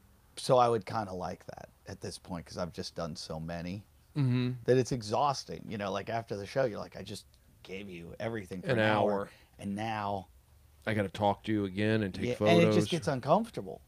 It sometimes gets really uncomfortable, especially that last person, the end of the liners. Right. They want to talk. They're waiting for you. They go to the end of the line so they get the most time with you. Oh, they do it on purpose. They know it's the end of the deal. liners. That's what you call them. Yeah. That makes sense. You see them hovering. You know what they're up to. They're waiting. They're waiting because they think, oh, I'll get all my time with them rather than just... That's a good point. I never thought about it. They're the worst.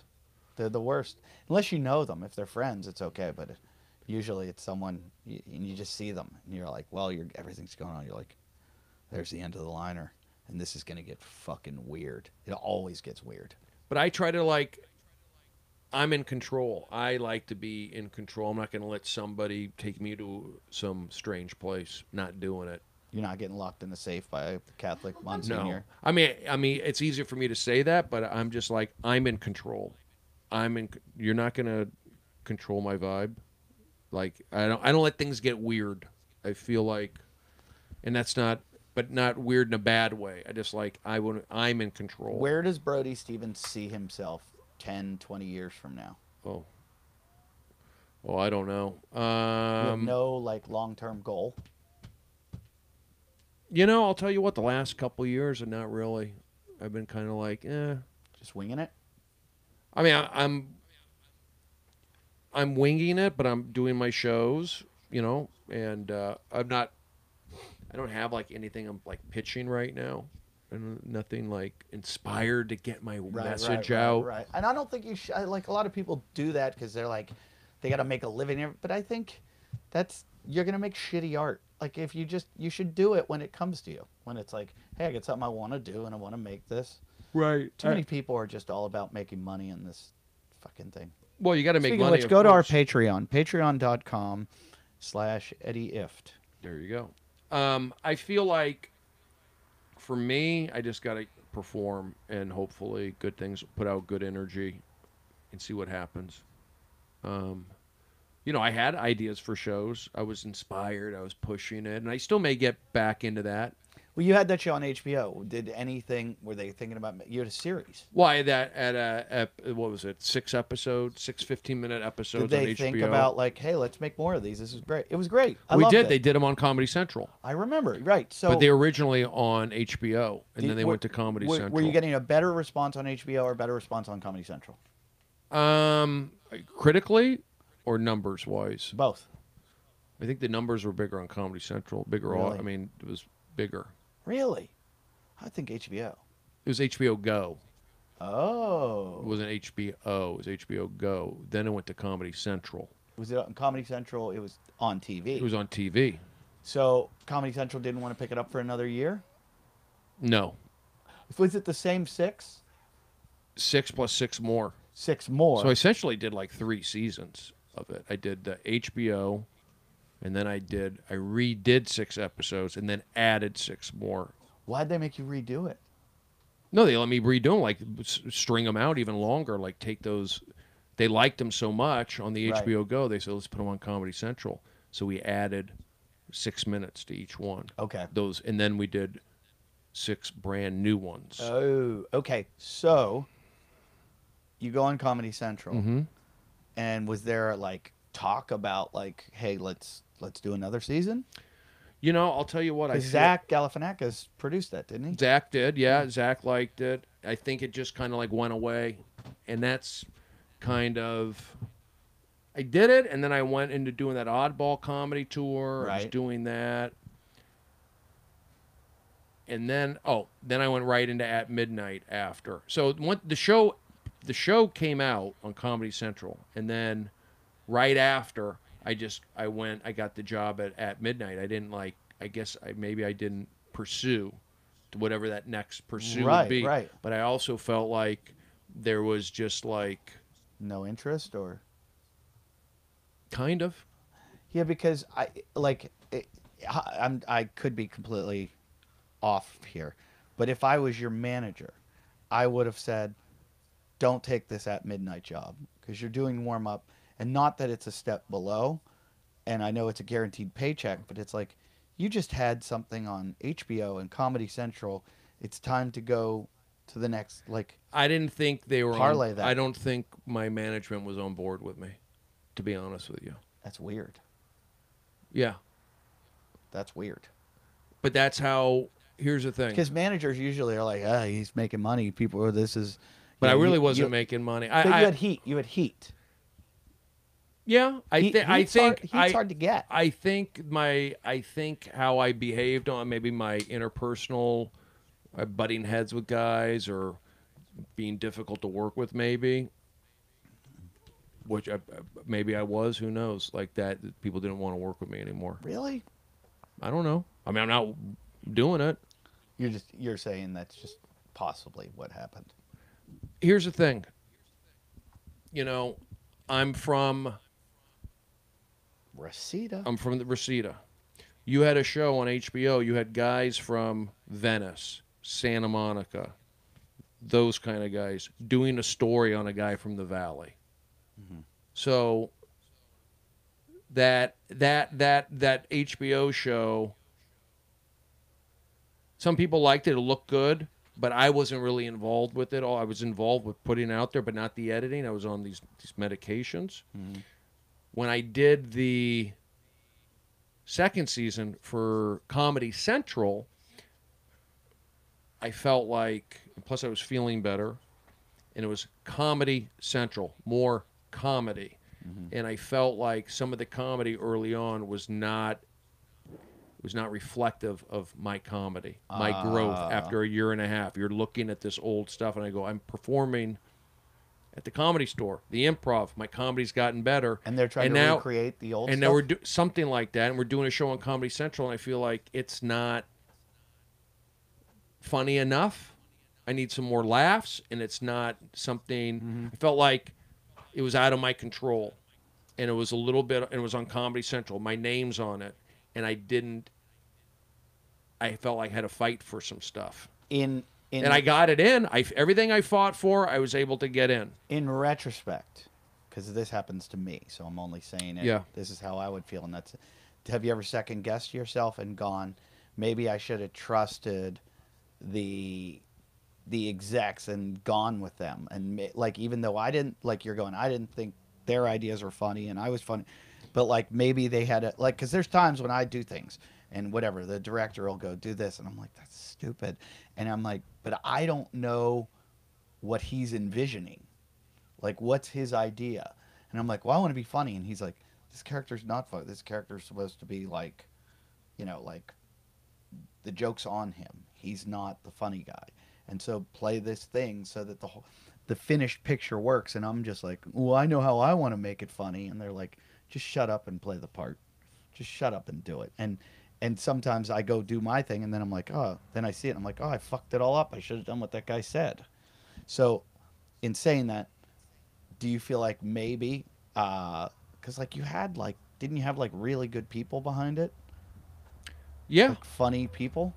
Yeah. I mean, people liked the show. I liked it. I thought it was great. People, they liked the show. And I just feel like... My sister called me. She's like, you got to watch this show with this guy, Brody Stevens. There I'm you like, go. I know Brody very well. I think I had some like bad experiences. Right. And it ended bad. And like, I don't talk to people from it. Really? Mm-hmm. I'm sorry to hear that. Yeah. I mean, I'm still friendly with Zach. Yeah. But some of like, just not, it didn't. Showrunners or I didn't like, in retrospect, looking back on it, I feel like I didn't enjoy it really. Well, it was like an expose of your life, so that would be hard. That'd be really hard to do because they're going, "This is Brody," and you're like, "I know who Brody is. What are you guys trying to like create of my life?" So that would be really difficult. But the thing was, it was just supposed to be a silly comedy show. Yeah. And then... Well, that's what I gathered from it. I thought Zach knew you and knew like what a funny guy you were and just to watch you all the time and how funny you were. And he's like, let's just follow Brody around because he's fucking hysterical. And then it became so much more. Well, I mean, I was doing great. And I feel like what happened with me, it's like... I adjusted my medication. I didn't have like a break. I didn't have like a pressure. No, there was like, I didn't feel any pressure. You're not, they tell everyone if you're taking any kind of like an antidepressant or an whatever, Anti-anxiety, you're not supposed to stop at cold turkey. I knew that. But when I went to perform in Dublin, I went from like taking 20 milligrams to like 10 so I could drink a little bit. Mm-hmm. I read up on it. You want to go? You can take it down. And I was told, take a victory lap. Have fun. Why aren't you happy? Why aren't you having a good... Okay, I'll go. I'll have fun. Mm-hmm. And I had a good time. And then I went straight to Montreal from that trip, and I got sick. Like, I was feeling great, then I got sick. And they said I had strep throat. Okay. I couldn't swallow or anything. Now, I don't know if I had... But he said I had strep throat. That Canadian doctor gave me a Z-Pack and he said, you'll feel better the next day. And I felt better. And I just like cut back on the meds because I felt great. Like the Z-Pack, I felt great. He said, you'll feel better. But I had tapered off the med. Bottom line is I goofed up. I'm not saying I didn't goof up. I'm not blaming others. I'm just saying there was other things involved. Extenuating circumstances. Exactly. That led all... Now, everything that happened, and I said keep it in there because people saw, like on Twitter, it was already like out in the universe that I had a reaction. But it really was just going off meds and then being on Twitter. Like, I didn't do anything that people haven't gone on and done on Twitter for the years to come. Like, look at this guy, went on a Twitter rant. Right. I was like one of the earlier guys to go on a Twitter rant. Yeah. Is what I was. You pulled a Charlie Sheen way before Charlie Sheen. Essentially. Yeah. But you were the first. I was one of the early guys to go on Twitter and just, like, lash out. And part of it was... I always think how fun that would be to do. It felt great. It would feel And I good. was off the med, and I hosted TMZ. I did well. These guys were, people were calling me all worried, and I go, I'm fine. And But this was all because of the first incident, right? It was all like connected. Yeah, this is all like So within, they were like worried 5 days. because no, but when you had the thing that was all chronicled in the show, was that happened like right after I came back from Montreal. Like, that was all like in that, like all like within a week's time. I thought this was like much later. I thought this was like a second time. The second time was me being depressed because they put you on those freaking meds. Are you off meds completely now? I'm on. I'm pharmaceutical free right now for the last really? like 3 months. Wow! Like detoxing my body. Congratulations. How's it feel? I mean, I feel good, but I don't feel super funny. I don't feel like I'm pushing it. I need to say, I saw him kill on Saturday night. See? Thank you, He's Rachel. very See? super funny. Well, I can get laughs usually when I try. You know. I don't like to have an opinion on this, but I do, and I don't. It's not an educated opinion. Okay. I don't deserve to have the opinion. So anybody that wants to criticize me, go fuck yourselves, because I'm just. But I've heard a lot of people that have been on meds say, cleaned up my diet, got a lot more sunshine, got a lot of exercise, and did more than the meds were doing. Now, I understand there are people out there that are like clinically depressed that have just like very, very high. But I had anxiety super bad for a while, and I fixed it on my own without medication. Every doctor I talked to tried to put me on Xanax or whatever, and I was like, no fucking way. And I just fought and fought and fought. I read every book on it that I could read, and I just fought through it, and I don't get it anymore.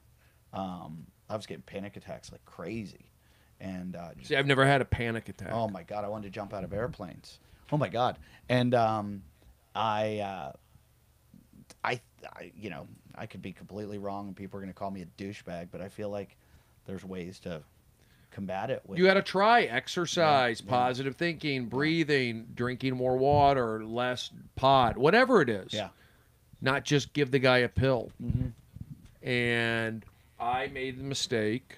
It was just a combination of a lot of things. And then I do have regrets, and I do have my, you know, I'm not blaming anybody, but I do feel like, I'm not saying I got screwed. I'm not saying I got chewed up and spit out, but I feel like things could have been handled better. Well, if it makes you feel any better, I think you've had a great career. I think you've a great reputation amongst all the comedians. You're a favorite among all comedians. I think you're successful. I think you know, you can only go up from here. I think I don't think you have anything to really worry about. What are those fuckers saying right now? They're the worst. They're horrible people, aren't they? That's great. I kind of like it. We should start to wrap. It's been what, an hour 30? Yeah, 34. You've been a trooper. Long. Yeah, I didn't mean to keep you this long, but Jesse came in and it's did all right. 17 hours of warm-up talk. That's okay. I'm just kidding. I love Jesse. Yeah, I should get going. Brody, do you have anything you want to plug? I have a special out on Amazon and iTunes. Brody Stevens Live Who from shot the that? main room. CISO comedy. Comedy. So when CISO went under, do you get that back? We sold it to. We do own it. That's great. I got to find out about that stuff. But we Comedy Dynamics produced it. Right. That's great. So it's on Amazon. It's on. You can find it on Amazon, and I think also iTunes. And I did that at the Comedy Store. It was fun. It was late. I just tried to capture what I did on the late night. That's what I was doing. That's great. That's what people would want to see from you. So I think I got a lot of those elements in. That's where you shine. You'll probably sell, like, from this, you're probably going to 2. sell 2. That's the number I was thinking, too. There you go. Brody, I love you. Always Enjoy it, Always Eddie. Kathy Kittles. Kathy Kittles, Connecticut. I remember That was the chapstick. Was that in Connecticut? There was some I house think we were up there. filming Justin Foreign. I forget what the name of the show is. Something about Jason. Yeah. From Friday the 13th. Yeah. And I had a scene in the bathroom. I think I was the janitor. I don't know what I was. You may have been, yeah. I forget. We were you in a janitor suit. We did a short film together years ago. Who else was in that? We did a bunch of them, I think. Couple. Remember? Who else was in? You remember when you did John Viners? Yeah, I was in his movie. Yeah. Were you in it also? Road to Park City? Yeah. Panavision trucks. Panavision trucks. We got big trucks. Down there. Can't see them. Can't see them. On the phone with the mayor. Shutting it down. Shutting it down. That was a big scene. It was great. You got to see that. Road to Park City, John Viner's film. That was great. I saw Viner. He interviewed David Spade at the New Hampshire Comedy Festival. Oh, really? New Hampshire Film Festival. I love John Viner. Viner, good guy. John Viner. All right, Brody, thanks for doing the show. You got it. Thank you, stick Eddie. around and play video games? Probably not. I have to get coffee in the morning. Is that what you do?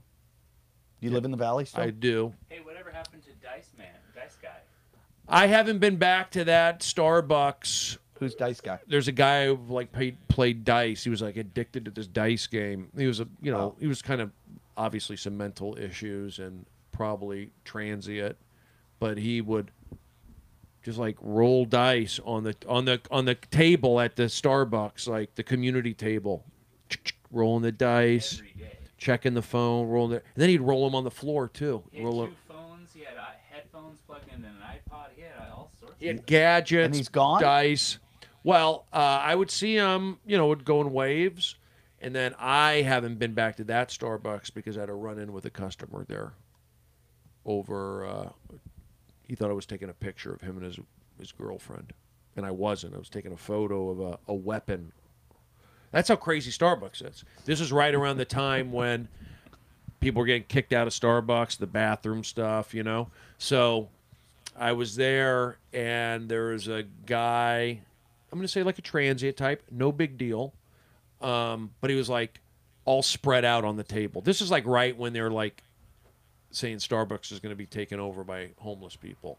So it's kind of funny to me. I see this guy, he's got his backpack, he's got his chargers, his speaker, he's like all spread out. So I took a photo thinking, oh, maybe I'll show that, but maybe I won't. You do that. Like, that could be funny because like the guy's all spread out. I was going to say, look at Starbucks. But I wasn't going to do it. But then I went up to get my coffee. It was at the cold bar. It was iced. And I look, because I'm walking, and I see the guy's backpack, and he's got a weapon, like a mini baseball bat, like on the table, like under his back, like right there, in sight. So the guy's got a weapon. He's got it on the table. I don't like seeing it, but... So that's what I was taking a photo. So then that, to me, that just said, oh, the guy is crazy. So then I took a couple photos, like maybe I will put it up. I took a photo, jing, jing. Not even really on the DL, just kind of like, because the guy had a weapon out. I don't care. You got a weapon. So that's the guy that got mad at you? No. So the guy with his girlfriend got mad. Guy with his girlfriend, I'm waiting. So I was going to say, you don't want to get in a fight with the guy with the weapon. No, exactly. So the guy saunters up to me, smaller than me. He says, hey, man, I thought he was a friend, like right when he said, hey. I go, hey. He goes, you taking just wondering, why are you taking a picture of me and my girlfriend? I think he said, me and my girlfriend. And I go, no, I'm taking I said, no, I'm taking a photo of this weapon. And I knew right away when he said, like, hey, are you taking a photo of me and my girlfriend? I knew what he was talking about. So I had the photo right on the screen. I go, no, I'm taking a photo of this weapon, and I zoomed in, and I showed him this weapon, and I go, why would I want to take a photo of you and your girlfriend? He goes, I don't know. I go, why don't you get the fuck out of my face? Oh, you went straight to it. Yeah, you went straight to it. I go, get the fuck out of my face before I hit you. That's what I said. Oh, you don't want to? He goes, you don't want to hit me. I go, get away from me. And then he started like saying something like, I'm trying to remember. He said, like, I said, I don't want. Here's the deal. One, I didn't even notice him and his girlfriend. I noticed the weapon. Number two, when you come up to somebody and you accuse them of taking a photo, you could get somebody that's going to say, get the fuck out of my face. That's the risk you take. That's the risk he took. He took it with me. He wasn't like bigger than me. Even if he was bigger, I may have still said something. I don't know. But he was like, and he had a Dodger cap on too. And he was, I like that you go straight to. Well, I lost my cool a little bit, but So are you banned from Starbucks, or do you just not go back there? I don't go back because it escalated a little bit. Ooh. And I was like yelling at him. And then they're like the baristas who know me. Oh, hey, Steve, calm. My real name's Steve. You know, I always say Steve instead of Brody. Hey, calm down. Everybody calm down. And I said, but I'll fucking burn this place to the ground. no, I didn't go that bad, but it was like I was more embarrassed. I lost my cool a little bit, Right. and then I left, and I haven't been back since. And that was like back in May, and I was more like, How far do you have to go now to the other Starbucks? it's more of a trek, but Yeah. I don't go. I haven't gone since May. Since that happened. Are you in that whole like Brody, Mad Flavor, all those guys meeting up at coffee kind of A little bit in the valley? A little bit. They're Yeah. all around. Yeah. Bert Kreischer and Yeah. Joey and Dice and Eddie Murphy. They're all like around. Dice there. goes to Starbucks with you guys? He has his own Starbucks. What about Eddie Murphy? He's Coffee Bean. He does not go to Coffee Yeah, Bean. he does. Eddie Murphy goes to Coffee Bean. Yeah, I've seen him. Shut the fuck up. I'd Says hello to imagine me. he'd have a Coffee Bean in his house. I mean, his wife or his girlfriend who's pregnant or just had the kid. She goes, "Oh, it's on paparazzi." the all hot the blonde time." chick? Yeah, Yeah. it's always like he goes. She might be the hottest girl in the world. Isn't she like super she's hot? pretty. Yeah. But I met Eddie Murphy a couple times, like at the Coffee Bean. He Did you introduce yourself? only once, only because he was like in line behind me. And Was he nice? Yeah, he was nice. Like you see him like say hello to people. He comes in, he's got his glasses. Oh, wow. And then he was like in Where's line. he live? On the hills? Somewhere? I'm sure he does. Yeah. And I said, he was in line behind me. I said, I'm a comedian at the Comedy Store. He goes, oh, okay, cool. Like I told him Comedy Store because that's Yeah. a certain place. Yeah. It wasn't like I'm a comedian. So I was at the Comedy Store. I did that with Jay Leno. I told him Comedy and Magic Club because So I he knew he liked played there all the time. So then I would see Eddie come in a few times, and he would like nod, but he would nod to the other regulars He'd be going, too. here's that guy But he again. would nod like something like that. And then one time he was leaving, and he was walking out. And he goes, "So when's your show coming on?" Because he saw I think he Oh, saw my wow. Comedy Central stuff. Chappelle told us a story once that said that Eddie pays attention to everything that's going on. Chappelle said when he did Nutty Professor, he was like very nervous because Eddie was Eddie. Right. Chappelle was like pretty new at that point, and he said he like didn't talk to him much in the beginning. He was so worried, and there used to be this comic back then, way back when, in the urban scene that used to do this joke where after every joke he would go shucky ducky, shucky ducky ducky shucky. Yeah. And Eddie was sitting there with Dave, and Dave was like doing his, reading his script or whatever, and he did his line, and then Eddie went shucky ducky.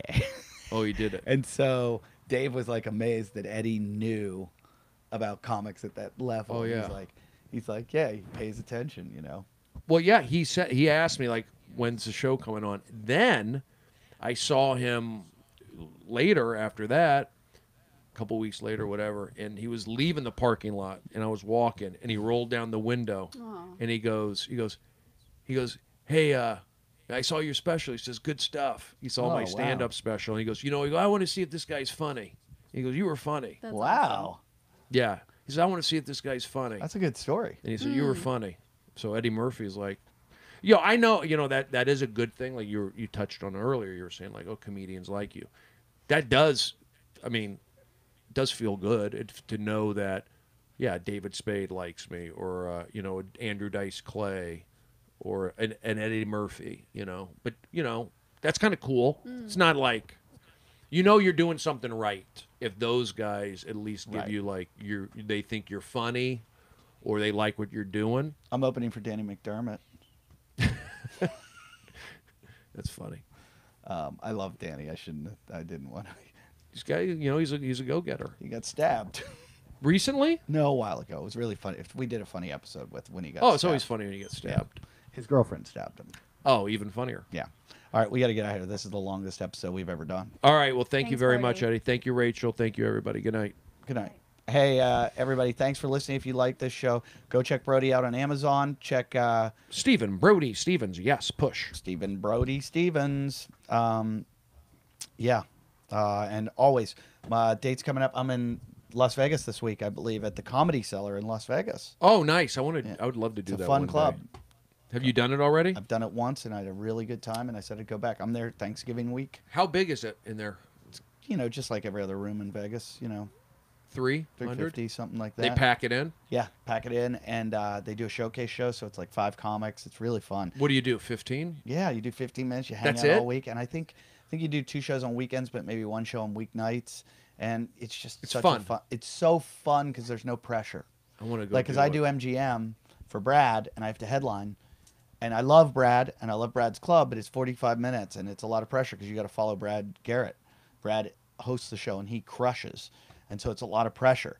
This is no pressure, and so You guys stay at the casino right there? stay at the casino, and I'm taking my family this time because it's Thanksgiving.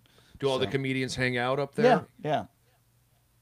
That's going pretty well, that Comedy Cellar in Rio, right? Yeah. They're making a Yep, little yeah, move. at the Rio. So come see me at the Comedy Cellar at Rio if you're in Las Vegas. And then next week I think I go to Reno then. Oh, wow. So I'm at the Laugh Factory Let me in call Reno. it 911. Laugh Factory in Reno. And then the week after that, South Lake Tahoe at the Improv. And then the week after that, I'm in Charlotte, North Carolina at the Comedy Zone. So get your tickets at eddyiff.com. Nice. You update your website on your own? No. I don't do anything. Ask these guys. I'm a moron. Who does your website? Bud Adams. Buddy. Bud Adams. Yeah, Sounds like a football coach. You want Bud? You want to link up with Bud? Link up. It's funny. He's a good dude. You can find him on LinkedIn. Linked up, LinkedIn. All right, let's end this fucker. Enjoy. You want to play drums? We got a drum set for you. No more. Yeah. And then Thank you very much. Enjoy I'll go it. when Push. it's done, for like before the show. Yeah. All right. Good stuff, Eddie.